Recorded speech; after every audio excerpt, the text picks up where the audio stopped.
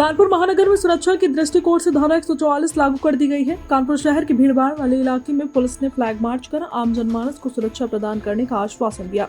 कानपुर के जेसीपी आनंद प्रकाश तिवारी ने बताया कि बनारस में मुस्लिम समाज ने बंद का ऐलान करने की घोषणा मामले की गंभीरता को देखते हुए कानपुर में हाई अलर्ट घोषित धारा 144 लागू कर दी गई है। सुबह से ही परेड चौराहे पर भारी पुलिस बल मौजूद है।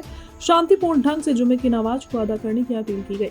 जेसीपी आनंद प्रकाश ने ये भी कहा कि शहर में बाहर से आए लोगों पर नजर रखी जा रही है। साथ ही आम जनता से सड़कों पर भीड़ न लगने की गुजारिश की गई। साथ ही कानपुर में वो भवन स्वामी जो अपने मकान में किराएदार रखते हैं उनकी जानकारी किसी भी माध्यम से पुलिस को जानकारी दे और धारा 144 उन पर नहीं लागू होगी जो 5 लोग एक साथ नमाज पढ़ने जाते हैं। अगर किसी भी प्रकार का कोई विरोध प्रदर्शन किया जाएगा तो धारा 188 और धारा 144 पर कार्रवाई की जाएगी। टुडे इंडिया लाइव न्यूज के लिए पंकज अवस्थी की खास रिपोर्ट। सर, धारा 144 लागू की गई, क्या कारण था और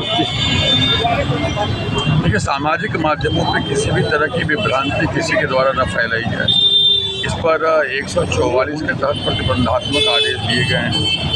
साथ ही खुले में डीजल पेट्रोल इत्यादि ले करके कोई भी कहीं भी नहीं जाएगा, न कोई बिक्री करेगा। इस पर भी 144 का प्रतिबंधात्मक आदेश दिया गया है। साथ ही एक तीसरा आदेश भी दिया गया है कि यदि कोई व्यक्ति कहीं का भी अगर कानपुर नगर में किसी के द्वारा अपने घर में रेंटेड अकोमोडेशन के रूप में, पेइंग गेस्ट के रूप में अपने लॉज में रखा जाता है तो उसकी सूचना वो थाने को देंगे और वो चाहे व्हाट्सएप से दें, मेल से दें, वो खुद हार्ड कॉपी ले के पहुँचाएँ, ये उनकी नैतिक जिम्मेदारी है। और इसके लिए भी 144 के तहत प्रतिबंधात्मक आदेश देते हुए सुनिश्चित किया गया है कि यदि इसका वायलेशन किया जाएगा तो 188 के तहत इस पर कार्रवाई भी की जाएगी। ये सारी चीज़ें अमन पसंद हमारी जो आवाम है यहाँ पे उसको किसी प्रकार की तकलीफ ना हो। कहीं कोई ऐसा व्यक्ति जो बाहर से आकर के अनावश्यक रूप से यहाँ पे सिचुएशन क्रिएट न करे, कोई व्यक्ति सामाजिक माध्यमों में अपप्रचार न करे और किसी भी तरह से किसी भी व्यक्ति के द्वारा कोई प्लानिंग और एग्जीक्यूशन न हो, तो वो सुनिश्चित करने के लिए हम लोगों ने 144 के तहत 3 प्रतिबंधात्मक आदेश और 1 सामान्य प्रतिबंधात्मक आदेश, 4 आदेश दिए हैं।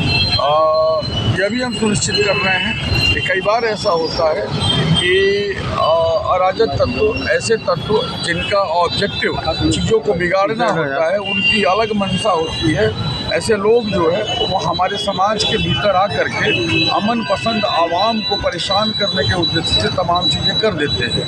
तो हमने सभी लोगों से बातचीत भी की है।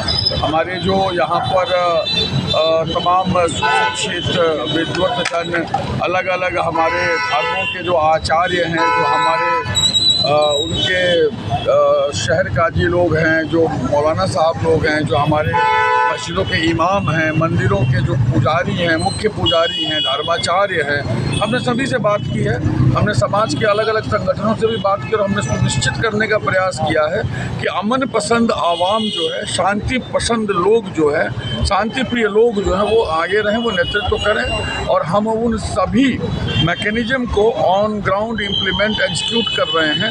चाहे वो कैमरा हो, चाहे वो LIU हो, पुलिस युवा मित्र हो, चाहे हमारे सिविल डिफेंस का वॉलंटियर हो, हमारा पुलिस बल व्यवस्थापन हो, QRT का व्यवस्थापन हो, हम सभी का स्वयं सड़क पे खड़ा रहना हो या हमारे द्वारा अन्य सभी प्रकार के किए जाने वाले कार्य जो हम करने चाहिए हम कर रहे हैं और हम ये सुनिश्चित करेंगे कि समाज में शांति बनी रहे, व्यवस्था बनी रहे, किसी को कोई मौका न मिले। सर, धारा 144 लागू है, जुमे का दिन है, शहर में अलर्ट भी जारी किया गया है और व्यवस्था को दूर करने के लिए आपने आदेश भी दिया है। किस तरह की कानून व्यवस्था रहेगी? जुम्मे के नमाज के लिए 144 पर प्रतिबंधों के अतिरिक्त हमने ऑलरेडी एक आदेश दिया है जिसमें यह हमने सुनिश्चित किया है कि 5 से अधिक व्यक्ति अगर एक साथ जुम्मे की नमाज को पढ़ने के लिए जाते हैं तो वो बिल्कुल जाएंगे।